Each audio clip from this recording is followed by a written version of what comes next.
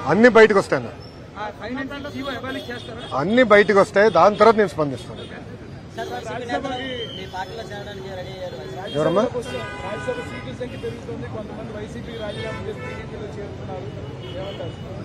Time will tell అన్న.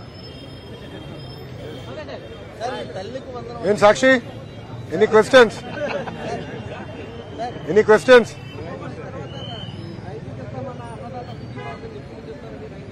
100% ఇస్తాం. ఎందుకు కంగారు? మీ నాయకుడు ఎన్ని రోజులు తీసుకున్నాడు ఇచ్చేదానికి? ఎన్ని సంవత్సరాలు ఎగ్గొట్టాడు? ఏడు తర్వాత సంవత్సరం తర్వాత ఇచ్చాడు స్వామి. 2 సంవత్సరాల మధ్యలో ఎగ్గొట్టాడు స్వామి. ఏం కంగారు లేదు. ఇచ్చిన 6 హామీలు మేము కట్టుబడి ఉన్నాం. జగన్మోహన్ రెడ్డి గారు 1000 రూపాయలు పెన్షన్ పెంచేదానికి 5 సంవత్సరాలు తీసుకున్నాడు స్వామి. ఎన్డీఏ ప్రభుత్వం ఒకే 1 నెల తీసుకుంది. 1000 రూపాయలు పెన్షన్ పెట్టాం. వికలాంగుల పెన్షన్ డబుల్ చేశాం. మేము పెంచుతాం, ఇస్తామన్నా, కంగారు లేదు. అమ్మఒడి కాదు, తల్లికి వందనం తప్పనిసరిగా మేము అమలు చేస్తాం. డౌట్ వద్దమ్మా.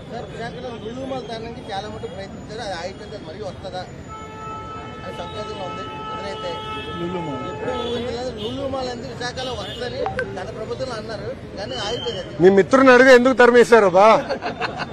ఇప్పుడు లూలులో చాలా వాళ్ళు ఇప్పుడు ఒకటి ఉందమ్మా.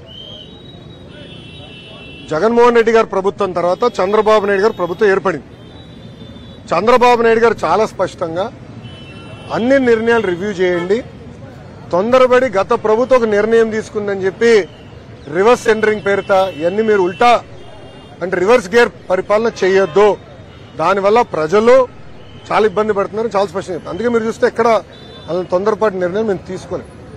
కానీ గత ప్రభుత్వం తీసుకుంది. ఒక 2-3 ఉదాహరణలు ఇస్తాం. మొదటిది, ఎలాంటి డీటెయిల్స్కి వెళ్లకుండా ప్రజావేదిక కూల్చేశారు.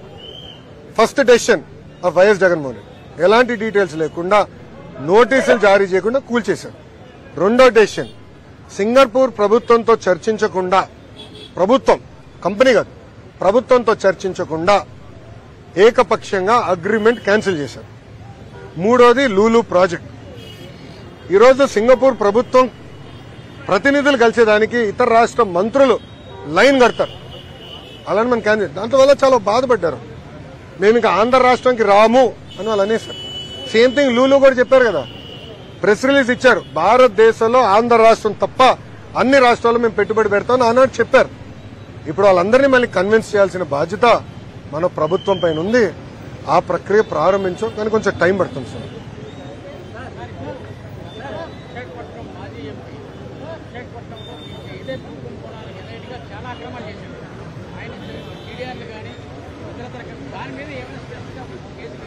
రాజారెడ్డి రాజ్యాంగం విశాఖపట్నంలో మొన్నటి వరకు నడిచింది.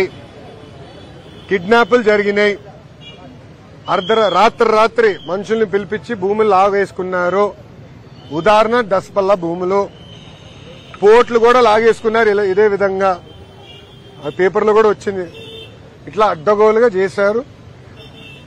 ఇప్పుడు ఒక హీరోయిన్ వ్యవహారం ఎలా జరిగిందో కూడా మనం చూసాం.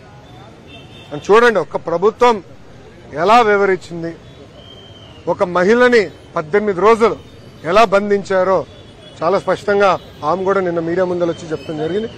ఇవన్నీ విచారించాలి. చట్టాలంటే కనీసం భయం అని ఉండాలి, లేదంటే భక్తుని ఉండాలి. రెండు లేకపోతేనే దాని పేరు రాజారెడ్డి రాజ్యాంగం.